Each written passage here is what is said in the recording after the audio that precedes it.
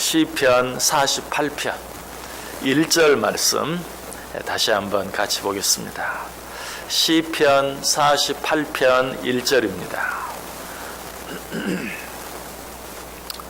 한 절 말씀 우리 다 같이 한 목소리로 읽습니다. 여호와는 위대하시니 우리 하나님의 성 거룩한 산에서 극진히 찬양 받으시리로다. 아멘. 여호와의 위대하심에 대해서 5번 생각해 보았습니다. 어떤 위대하심에 대해서 생각해 보았습니까?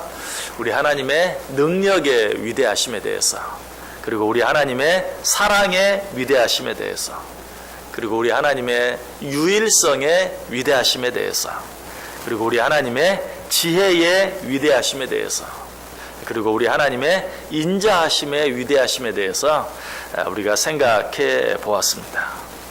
자, 이 외에도 하나님의 위대하심에 대해 생각하려고 하면 끝이 없을 것입니다. 왜?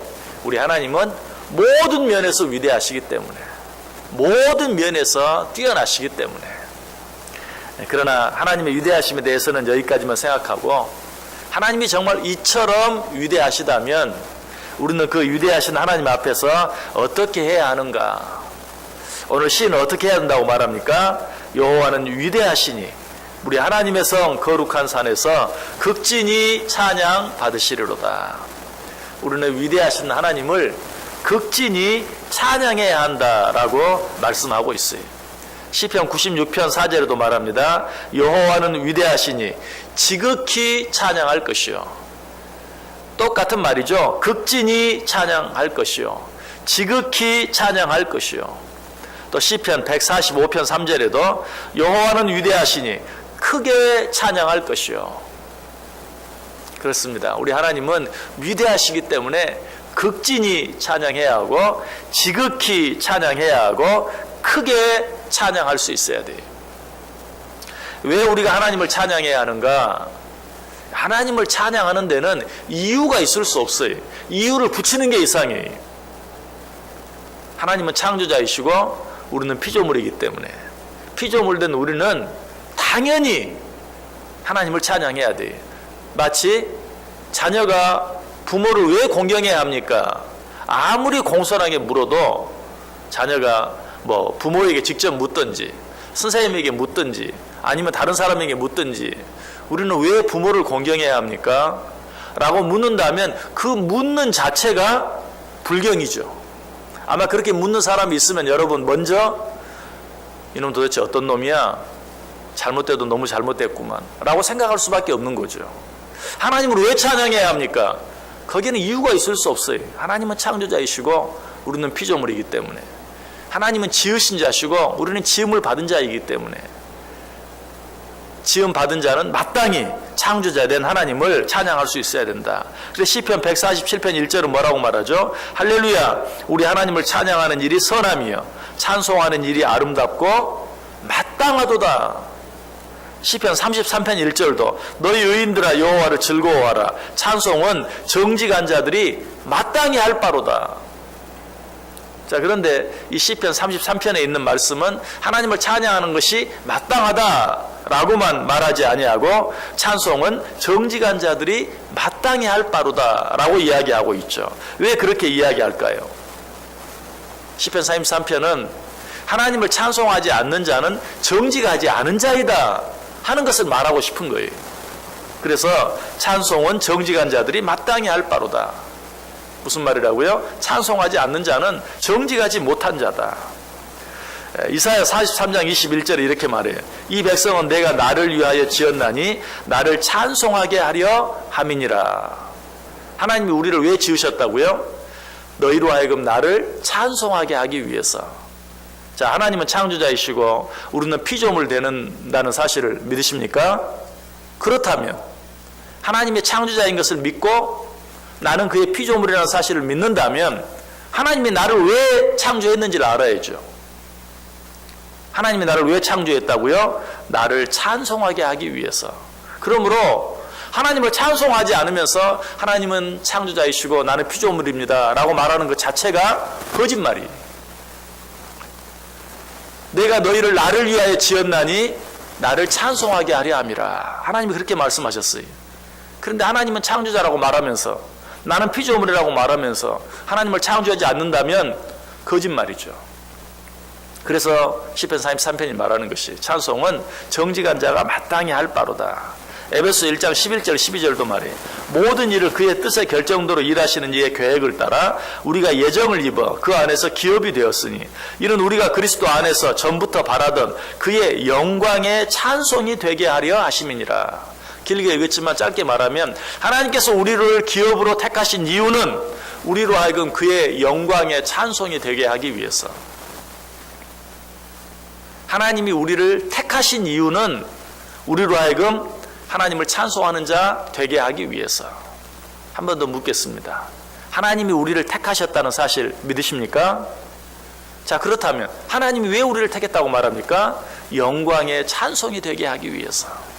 그렇기 때문에 찬송하지 않으면서 하나님 나를 택해 주셔서 감사합니다, 거짓말이.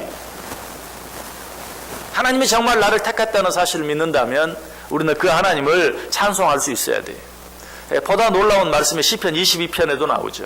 시편 22편 3절에 이스라엘의 찬송 중에 계시는 주여, 주는 거룩하신 이이다. 자, 하나님이 어디에 계신다고요? 이스라엘의 찬송 가운데 계신다. 하나님의 백성된 자들의 찬송 가운데 하나님이 거하신다라고 말하고 있어요. 또 한 번 묻습니다. 자, 하나님이 여러분 안에 거하시는 건 믿으십니까? 정말 그렇다면 우리는 당연히 하나님을 찬송해야 돼. 왜? 하나님은 찬송하는 자 안에 거하기 때문에. 찬송하지 않으면서 내가 하나님 안에 거합니다, 하나님은 내 안에 거합니다 라고 말하는 것은 거짓말이. 하나님은 이스라엘의 찬송 중에 거하신다. 하나님을 찬송하지 아니하면서 내가 하나님 앞에 거하는 것 아시죠? 나는 하나님이 내 안에 거하시는 건 믿습니다, 다 거짓말이. 진정으로 하나님이 내 안에 거하시는 것, 내가 하나님 안에 거하는 것을 믿는 자는 당연히 마땅히 찬송하게 되어 있어요.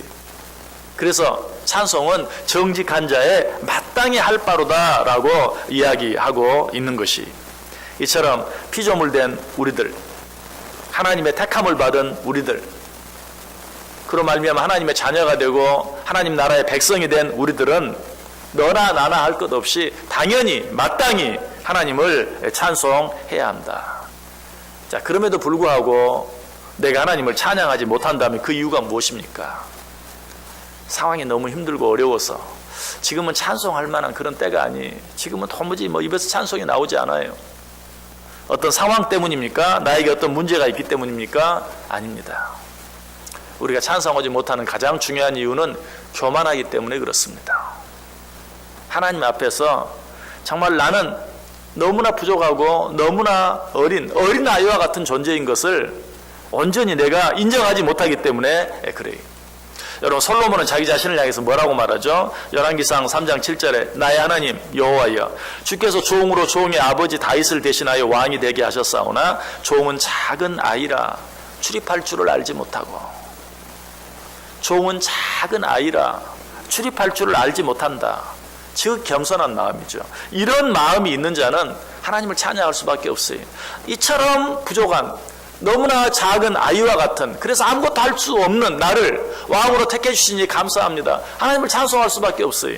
내가 찬송하지 못하는 것은 상황의 어려움이 아니 내 안에 교만이 있어요. 정말 하나님 앞에서 나는 아무것도 아니라는 그런 겸손함이 없이 교만하기 때문에. 성경은 그래서 우리에게 말하는 것이 어린아이가 되라. 어린아이와 같이 되지 아니하면 결단코 천국에 이르지 못할 것이다.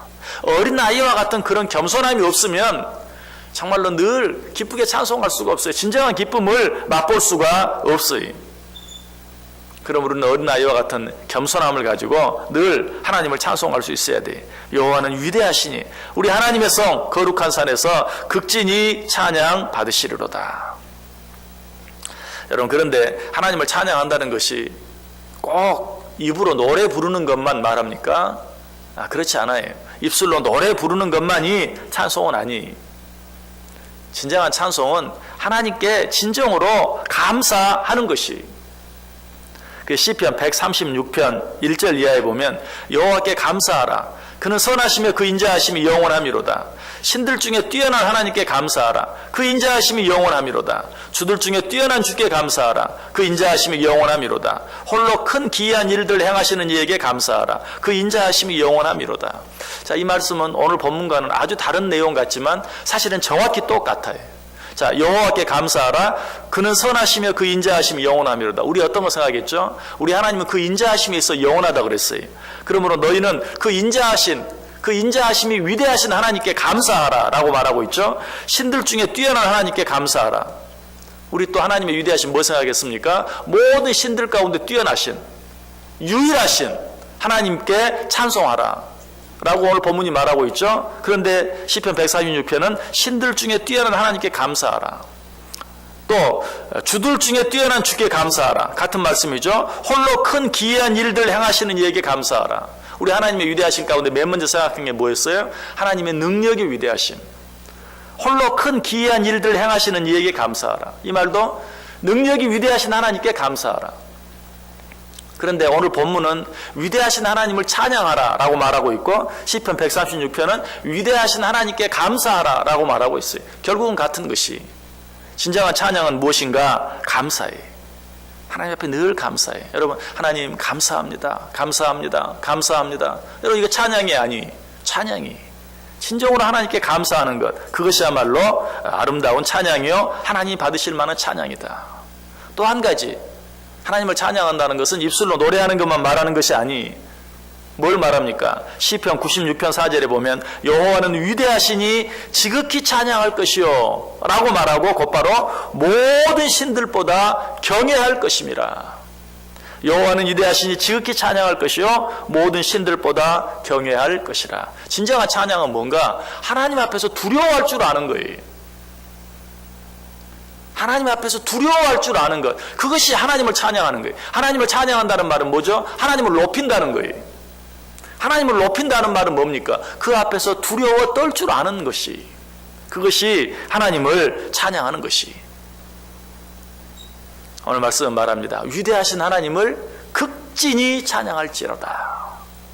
여러분, 어떻게 오늘 이 하루 하나님을 찬송하며 살기를 원하세요?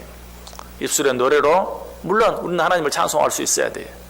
그러나 그것으로 끝나버린다면 하나님 분명히 우리에게 말씀하실 것이, 너희가 입술로는 나를 사랑하나 내 마음은 나에게서 멀구나. 입술로만 하나님을 찬양할 것이 아니라 온 마음과 온 몸과 온 마음으로 하나님 앞에 온전히 감사하는, 내가 가진 시간, 내가 가진 물질, 내가 가진 노력, 나의 모든 것들을 하나님께 드리며 감사함으로 하나님을 찬송할 수 있어야 돼요. 무엇보다 오늘 하루 내가 무슨 말을 하든지 무슨 행동을 하든지 하나님을 두려워하는 마음, 그 앞에서 두렵고 떨리는 마음으로 말도 하고 행동도 하는, 그것이 바로 하나님을 찬양하는 것이. 오늘 하루 어떻게 살기를 원하세요? 위대하신 하나님을 극진히 찬양하며 사시길 바랍니다. 입술의 노래로 뿐만 아니라 내 마음속 깊은 곳으로 나오는 진정한 감사로, 무엇보다 하나님 앞에서 두렵고 떨리는 마음으로 말도 하고 행동도 하는 우리의 삶으로 하나님을 극진히 찬양할 수 있는, 그렇게 하나님을 높일 수 있는, 그렇게 할 때 나를 높이는 자를 내가 그를 높여주겠다라고 말씀하신 말씀처럼 하나님을 높임으로 말미암아 하나님이 나를 높여주시는 복된 하루 꼭 되실 수 있기를 주님의 이름으로 간절히 축원합니다.